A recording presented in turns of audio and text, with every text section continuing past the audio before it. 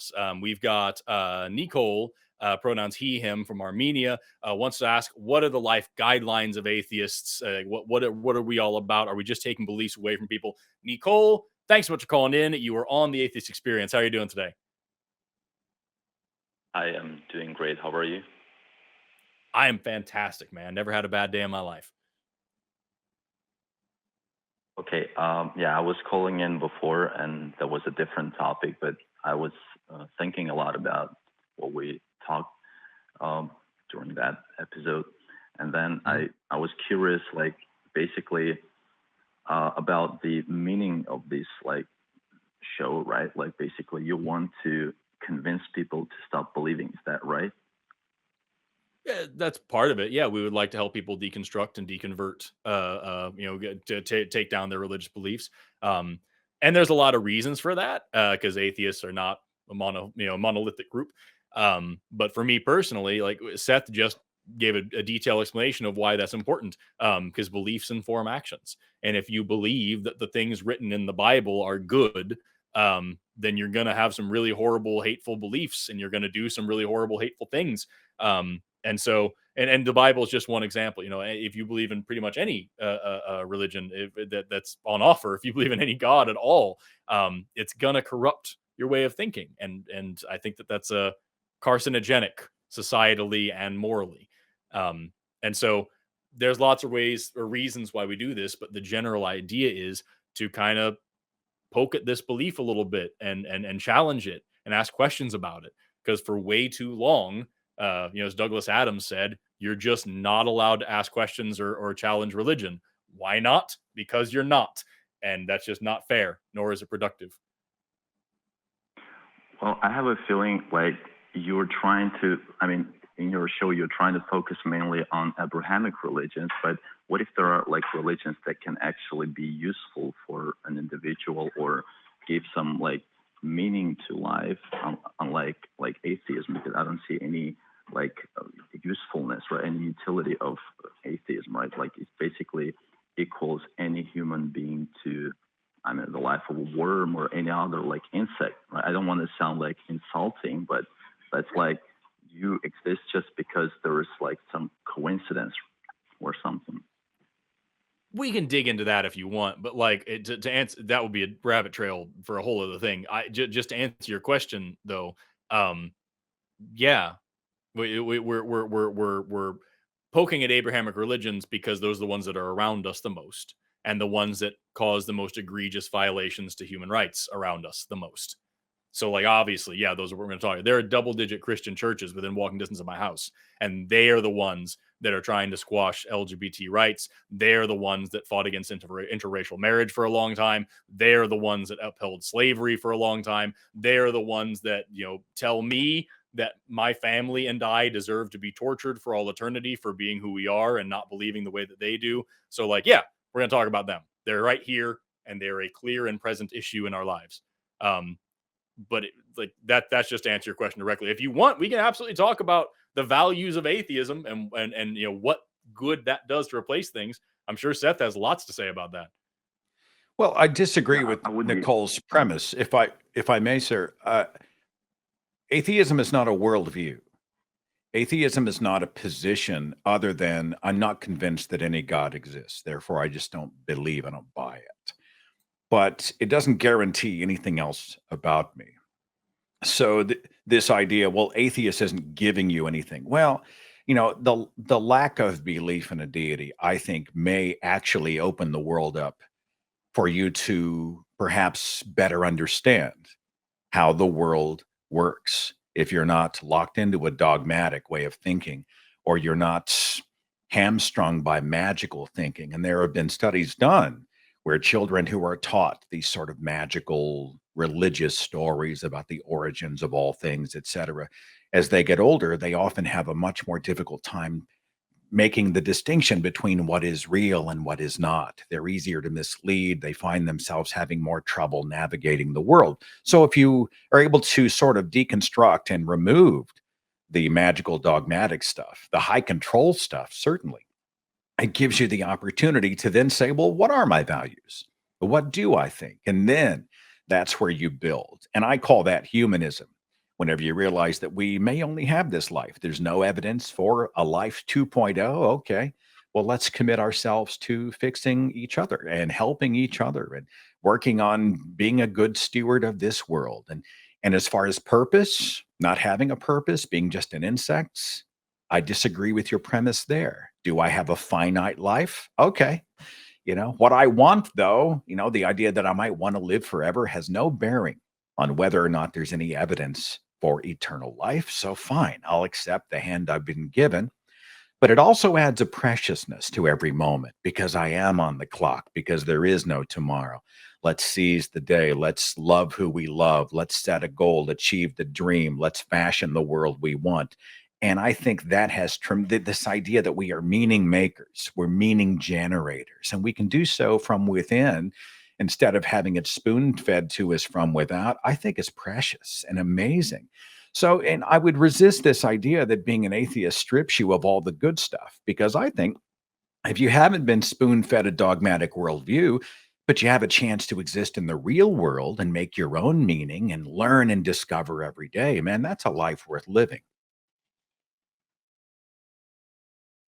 What if it depends on like your, let's say, physical abilities? Let's say if you are a healthy person, of course, you can say, even if I have like a limited lifetime, right, it's still something. But what if a person is born, let's say, without their limbs or like blind? Of course, like it's not a life, right? It's basically just existence until they die, right?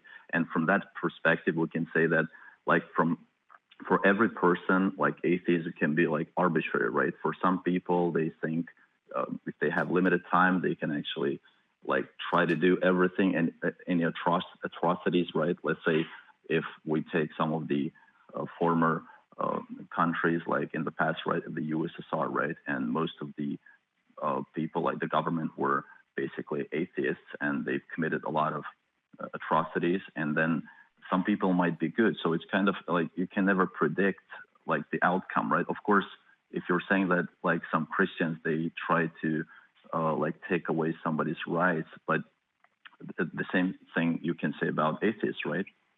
No, Right. can I But jump in quickly, Forrest? yeah, Hang on, go for just it. Yeah. I can't let this one go. I'm sorry.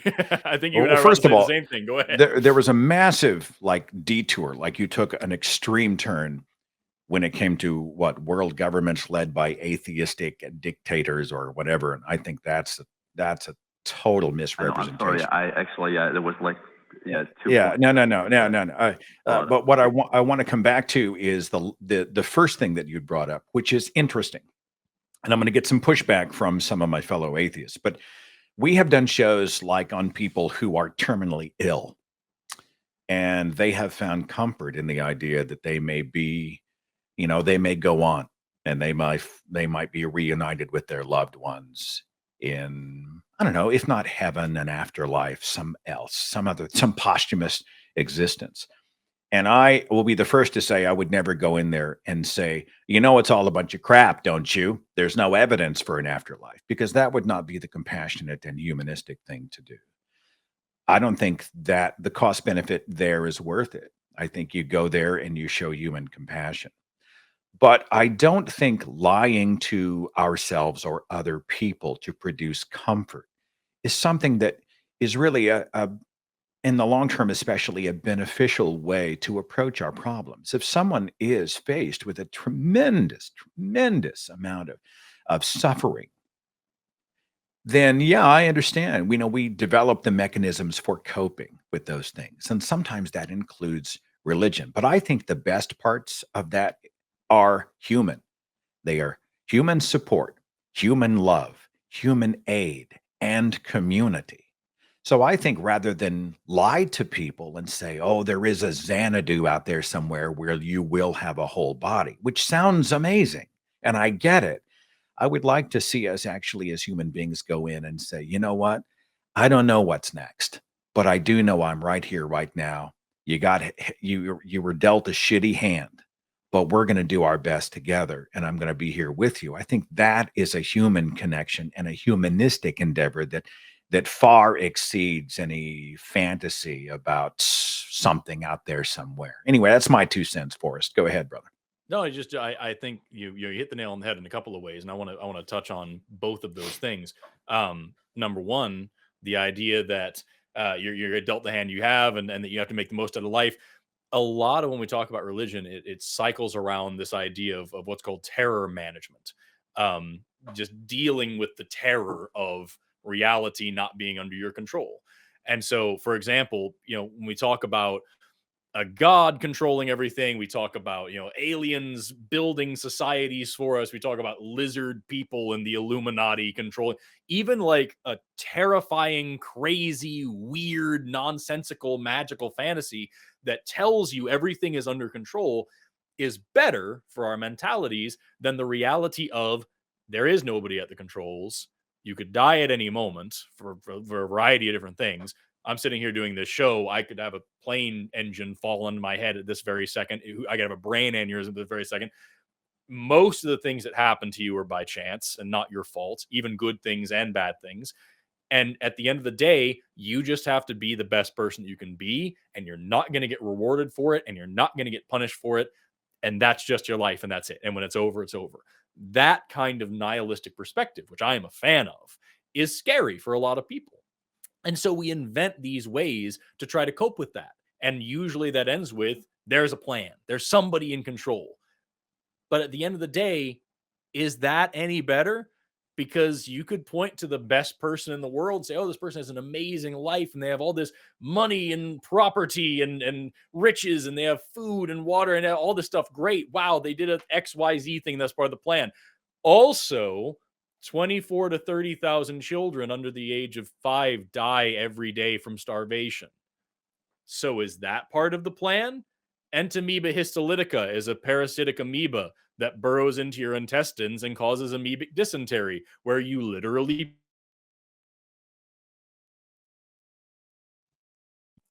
how much of this plan is actually something you're willing to get behind and say is good, you know what I mean? And that brings me to the last thing. You like Seth said, you kind of went on a bunny trail there for a second, but you mentioned all these atheistic leaders out there that have done horrible things.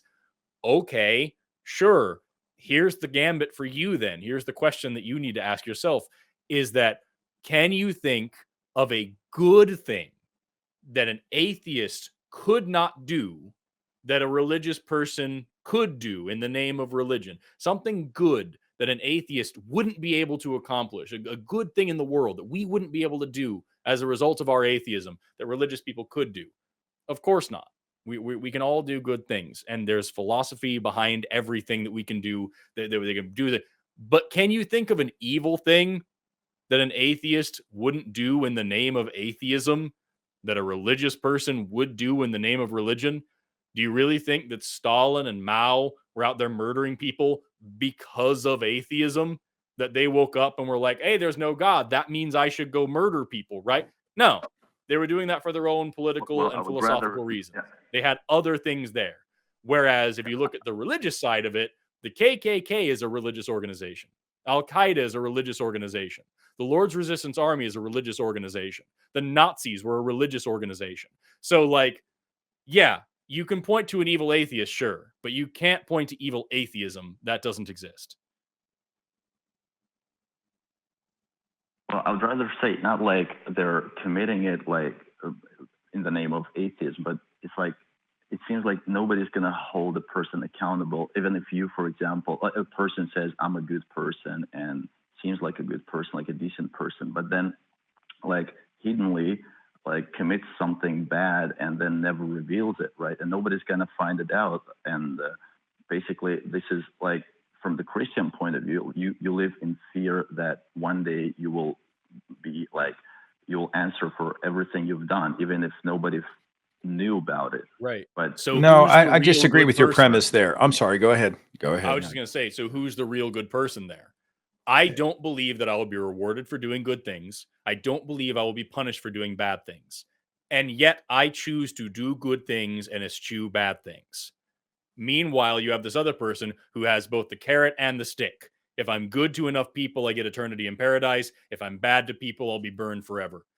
There's I think it's Kohlberg was the psychologist, if I remember, that talked about the different levels of moral development. Level 1, the basic, most fundamental moral development is if I do this, I'll get in trouble. And if I do that, I'll get a cookie.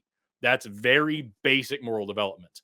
The highest level of moral development is the application of universal moral principles to all situations. I believe in human rights and well-being. Therefore, I can apply that to every situation and come up with a moral answer, as opposed to, I don't want to go to hell and I do want to go to heaven, so I guess I'll not murder anybody today. If I do Who's really good, more moral here? I don't want a cookie. I want a Cracker Barrel all day breakfast pancake. I want a goddamn if I do. breakfast. But I mean, I know this call's gone on for a few, but I think one of the things that he is speaking to is this desire for cosmic justice. If you are an atheist and you don't believe that there will be a divine judgment for the people doing the worst to people, to committing the worst acts, the worst atrocities, well, what happens if they get away with it? And I understand that sentiment. And I think that's one of the reasons people like the idea that, one day, the person who harmed so many and who tortured and who was so abusive and terrible and all, well, one day, even if they were never caught in this life, they're going to stand before a God somewhere and be judged. I get the appeal of that. But, my desire for cosmic justice doesn't mean it's true. What I want really has no bearing on what is or what we have evidence for. So, but I understand. I relate to your concern. Wouldn't it be nice if we saw the people who did terrible things, we knew they'd never totally get away with it. They'd get what was coming to them. Unfortunately, we live in a world where often bad people don't get the good stuff and horrible people get rewarded. And it's, all we can do is commit ourselves to trying to solve those problems here in the here and now. Yep. We have responsibility, man. And if somebody is good and they're religious, I don't think that they're good because of their religion. I think they're good in spite of it. I think humans are naturally good and religion is poison. But yeah, we've been on this call for about 16 minutes. I'll let you have the last, do you have one more thing you want to throw at us before we move on to the next caller? Yeah, if I may, just last question. I was really curious, if the whole premise of Christianity was about one only thing, basically comforting people and nothing else, no rules, would you still do this show, or you would basically say everyone chooses what they believe and never come back to it again? Let me understand. Wait. Are you saying if Christianity didn't carry all of the baggage of judgment, shame, fear, and bigotry, but it was just a kind of a feel-good window dressing for living, that kind of Christianity? For example, you just open the book and it just says there is a God, right, that is going to give you some afterlife and stuff, but nothing about how you should live and stuff, right? So would you say that religion would be acceptable for you? That's not Christianity, first of all, but that's if somebody holds to the idea of, hey, one day I will go on to heaven, I don't worry too much about those people. I'm more interested in the more fundamentalist dogmatic faiths that tell people how to live, what to think, who to love, how to vote, who set humans against each other. My argument isn't as much with the deists or someone spiritualist who says, oh, one day I'll see you and grandma in heaven someday. Those people don't concern me quite as much. Yeah, I would say that the biggest thing for me is that true things are important and it's important to believe true things. So for me, if this religion was just there's a magical afterlife and that's it, I would still be out here saying, hey, there's better ways to cope with death. I don't believe in an afterlife, and I've had to develop good ways to cope with death. That's fine for me. Wasn't it Bertrand Russell, Forrest? Bertrand Russell said, if the thing is true, you should believe it. And if it is not, you should not. Yeah, I think that's pretty much fair. it. And I think it was also Bertrand Russell who said that if even with the sheer amount of religions on offer, even if we knew for sure that one of them was true, we should all expect damnation as a matter of probability. And that's I don't know, man. It's just, I love that guy. But that was the whole thing. Just I think there's better ways to seek comfort, and you don't need a fairy tale to do it. And I think at the end of the day, if you even if you have something like the innocuous religion that you were talking about, even with that, you're still using a different kind of logic and reasoning for one thing than you do for everything else. And I don't like that. I have an issue with that, but that's just me, because that's my job, is to think all the time about things. That's my whole life. So like, and there are a lot of people out there that don't think I do a good job, and that's just fine. Anyway, with that, Nicole, I really appreciate you talking to us today. We're going to move on to the next call, but feel free to call back in if you want to talk about anything else. All right. Okay. Thank you.